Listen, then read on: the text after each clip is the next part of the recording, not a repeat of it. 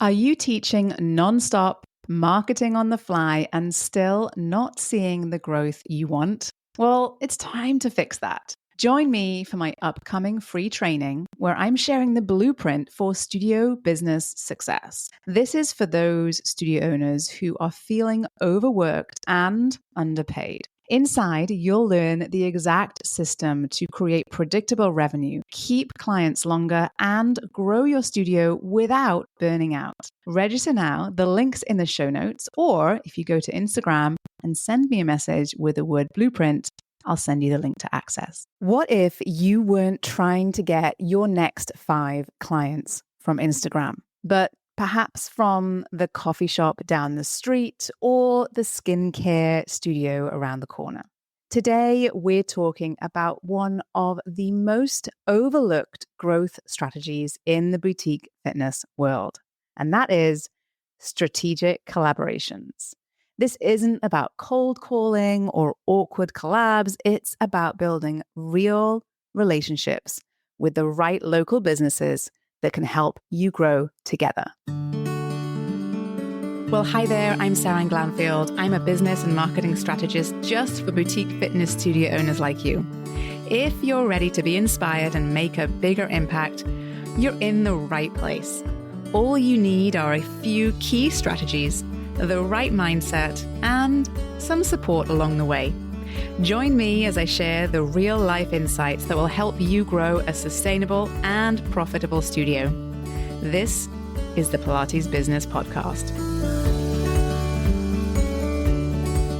Well, hey there, friend, and welcome back to the show. I'm so glad you're here. If we haven't met before, I'm Seran Glanfield. I'm the founder of Spring 3 Studio Business Consulting, and I've been coaching and consulting studio owners across the globe since 2013.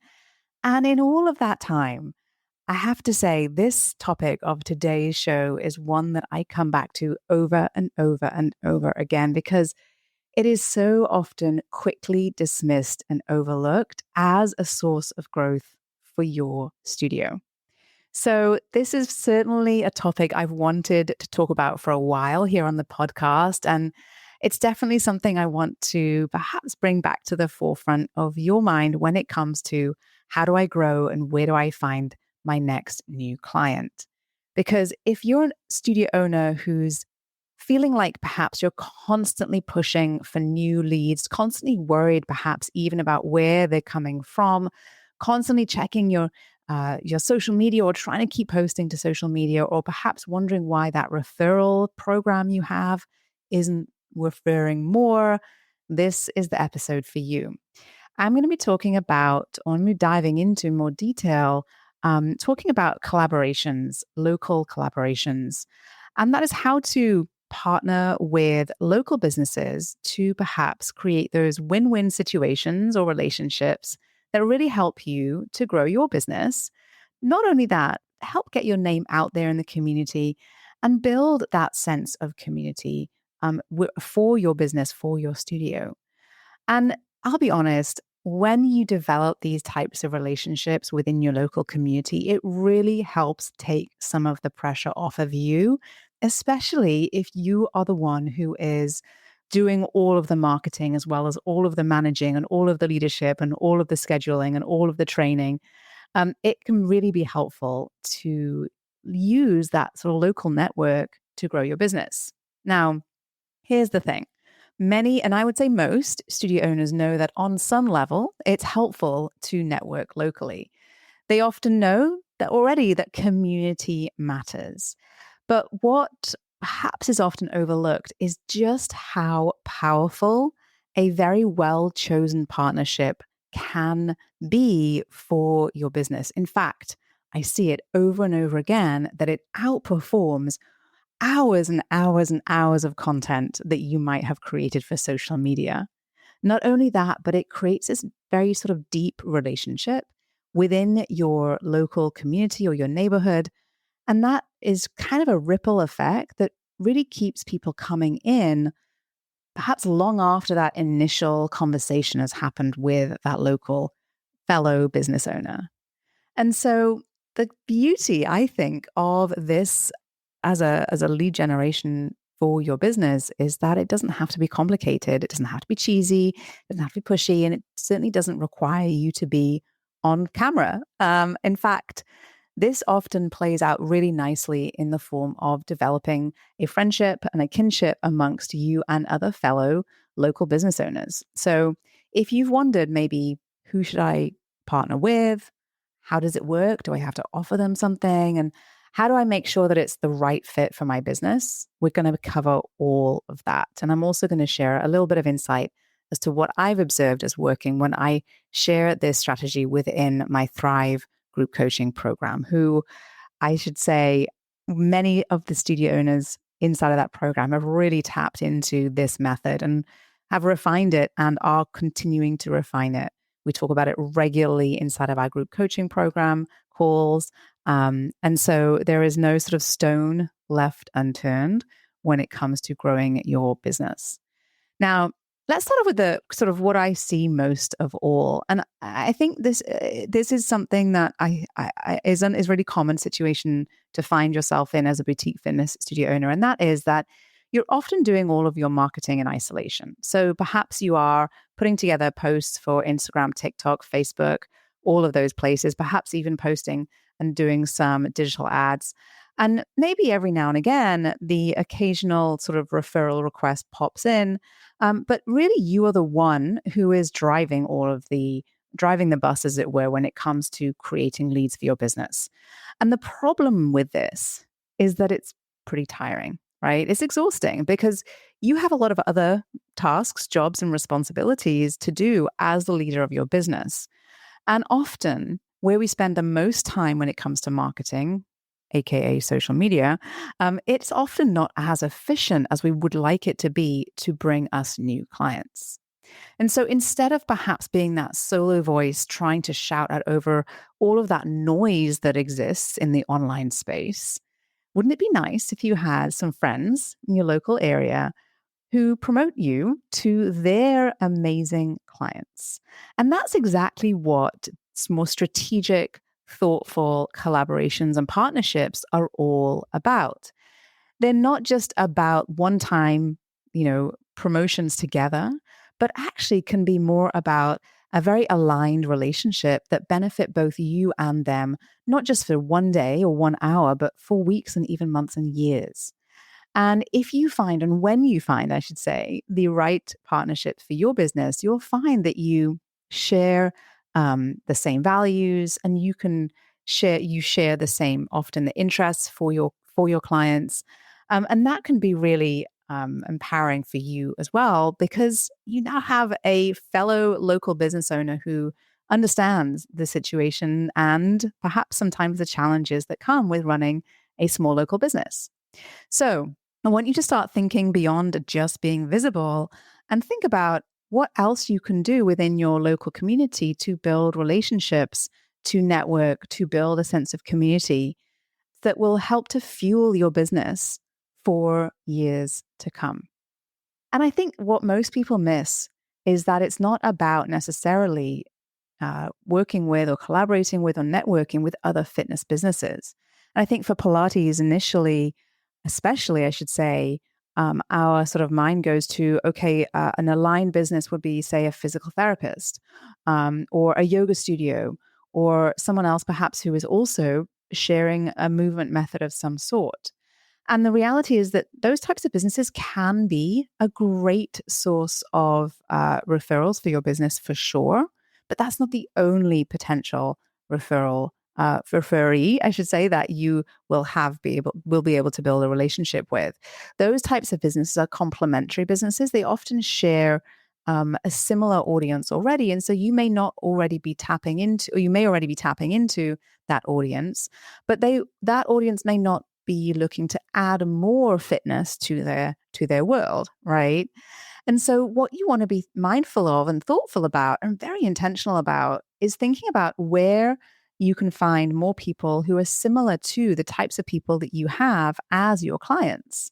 And so it's not necessarily about finding people who do the same thing as you. It's actually about finding people who do something that is different, but who might have a very similar type of audience. So that can be someone like perhaps a high-end skincare studio. Maybe already some of your clients will frequent there, and so that is where there are perhaps more clients to be found.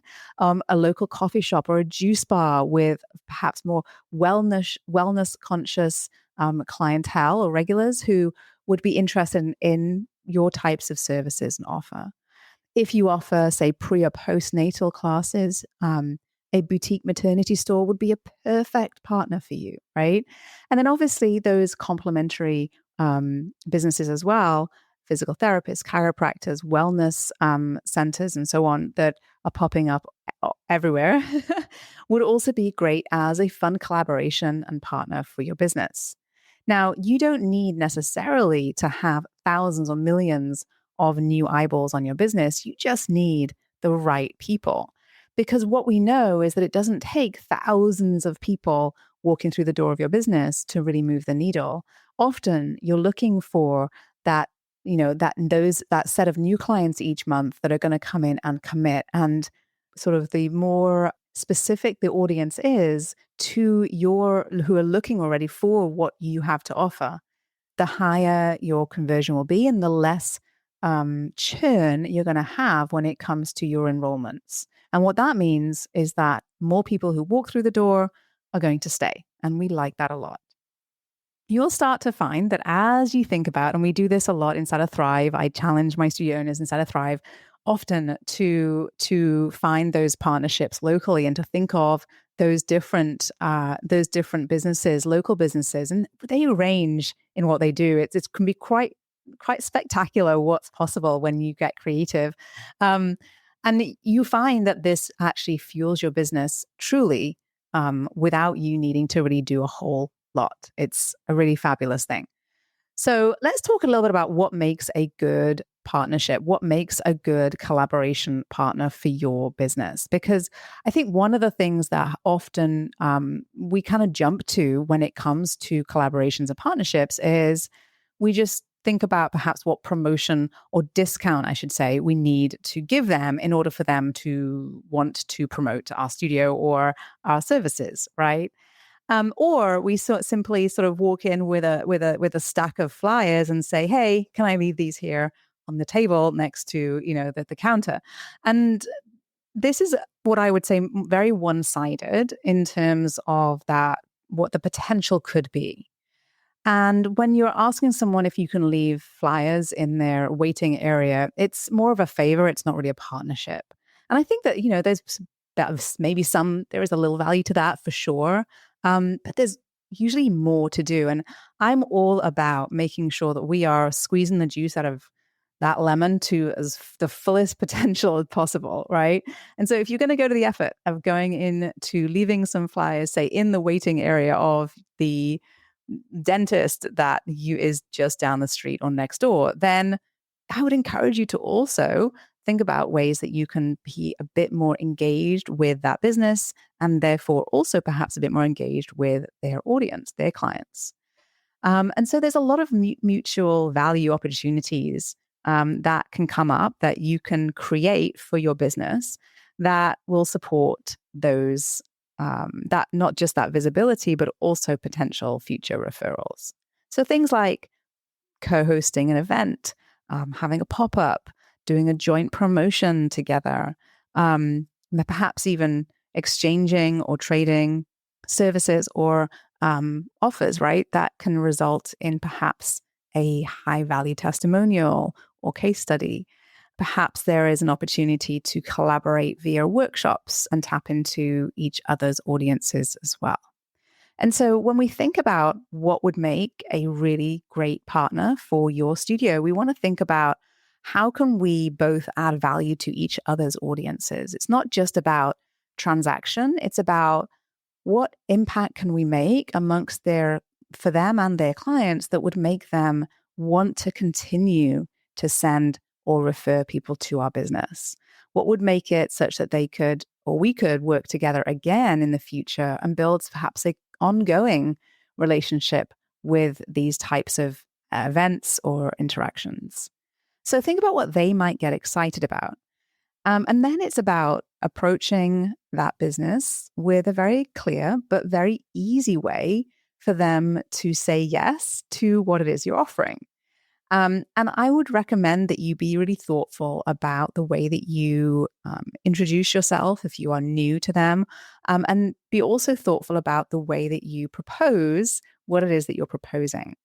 And often there is so much opportunity there. And I always will come back to the very foundation of what it means to be a business owner. And that is that you absolutely need to be able to share and express and articulate the value that your business has to offer.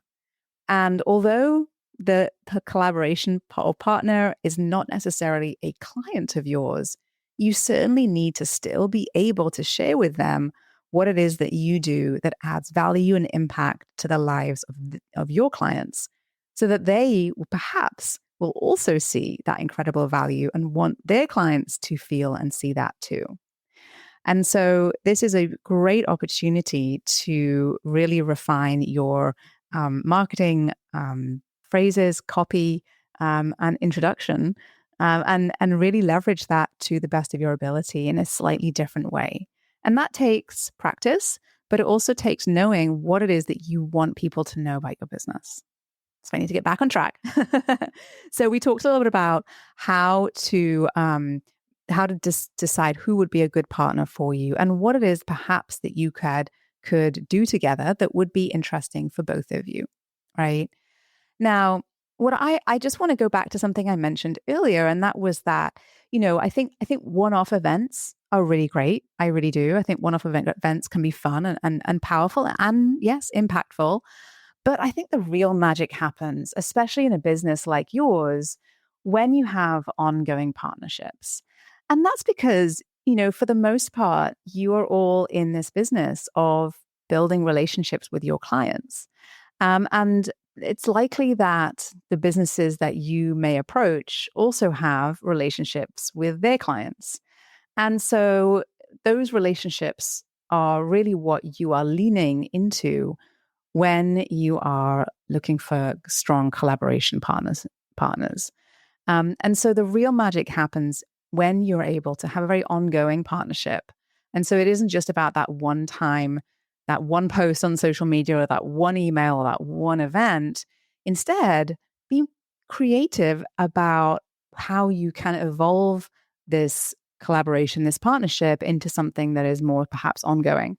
Perhaps it's something that happens monthly or quarterly, or there are certain exclusive offers for each other's clientele. So you want to think less like just a one-time advertiser here and more like a community builder, a relationship builder, because we're looking to really tap into that compounding effect here where, one really fabulous partner or collaboration can really drive your business for years.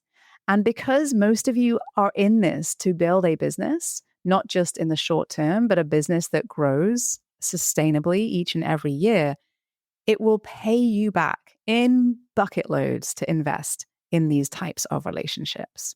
And I would always start with the easy one, right? Start with the business that you perhaps already have some sort of a personal connection with, and think about what would make sense in terms of how you could then turn that into perhaps a long-term collaboration and partnership. Now, that said, there will be times where not every collaboration and partnership will go well. And that's okay. It's part of being in business. Just like some clients come and go, just like some clients aren't, your cup of tea, partnerships and network collaborations are similar too. And in that scenario, we have to not, we have to, just like we have to practice and to be able to articulate our value in our marketing efforts, and especially when we introduce ourselves to other businesses, we also have to learn the art of setting boundaries and saying no. And not every opportunity is going to be a good fit. So if a potential partner, once you begin to talk about these different opportunities, doesn't really feel like they align with your values, perhaps they don't really match the same kind of brand, or perhaps you find that they have a very different type of clientele or audience than you perhaps initially thought, it's okay to say, hey, this was great meeting with you. Let's perhaps regroup again in a few months' time. Or it's okay to simply say, this is not the right fit for us right now. And I think it's really important to know when to draw that line, because far too often I see so many business owners investing in their time and their energy. And I think it's more they are unintentionally investing their time and energy into partnerships that are not right. And you want to make sure that you're protecting your brand, you're protecting your energy so that you can focus on the things that really matter and move the needle, on those relationships that are going to help you to grow and are going to create good energy for you and your business. So don't say yes just to stay busy. Don't say yes just because you think you have to. Say yes when it feels aligned, when it feels intentional, and when it feels sustainable. So please, please, please trust your gut. And if something feels a little bit off, it may well be.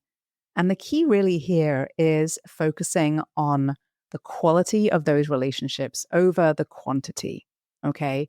So we're looking for, ideally, in the way that I like to grow businesses and like the way that I like to grow studio businesses is by building relationships that are true and aligned, and are going to support you for years. So quick recap. First of all, you do not need to do marketing alone. When you have got some great partnerships in your back pocket, what happens is that you can amplify your reach within your local community. Not only that, but you will also deepen the roots within your local community. And those things mean that your business is getting talked about without you posting on social media, which is only a good thing, right? And, what I will say is that when it comes to choosing the right people to partner with, they will likely share your audience, but they won't compete with what you have to offer. And I think that's something really important to remember in the back of your mind, because we want to make sure that we're reaching new people with the partners that we are collaborating with, but we're not creating a competition for ourselves. Okay. You want to also make sure that you lead with mutual value when you introduce your business. So you're not just discounting for them, you're not just giving them that stack of flyers, but that you are able to really share and showcase the value of your business and what it is that you're proposing that you do together. And then, as your relationship develops, you're going to be thinking long term, right? Yes, initially you're going to be, treading lightly, seeing if it works, getting to know each other, just like in any relationship. But the real growth will happen when you build trust over time. And then remember, please, please, please say no to anything that feels off. You genuinely want to have a strong sense of alignment between your brands. So inside of Thrive, we talk about this all the time. I talk to my studio owners about how to approach businesses, what they can say, different ways that they can promote their business and collaboration ideas. We have playbooks and resources in the portal that give our studio owners step-by-step email templates and scripts that they can use to introduce their businesses to other local businesses. And this, again, like I said, is a powerful strategy to have in your back pocket because it genuinely fuels your business for years to come. So if you want a bit of help building a real marketing ecosystem that runs even when you're not on social media, then come and check out Thrive. I hope this was helpful to you as you go about building your boutique fitness studio business. If you enjoyed this episode, I'd be so appreciative if you could take a really quick minute, go to wherever you're listening to this and rate and review this podcast. It would mean a ton to me and will help to get the podcast out into our community so that more teachers and business owners just like you can feel encouraged and supported on their journey in our industry. Did you love this episode and want more? Head to spring3.com and check out my free resources that will help you run a profitable and fulfilling studio business. And before you go, one last reminder, there is no one way to do what you do, only your way. So Whatever it is that you want to do, create, or offer, you've got this. Thanks again for joining me today, and have a wonderful rest of your day.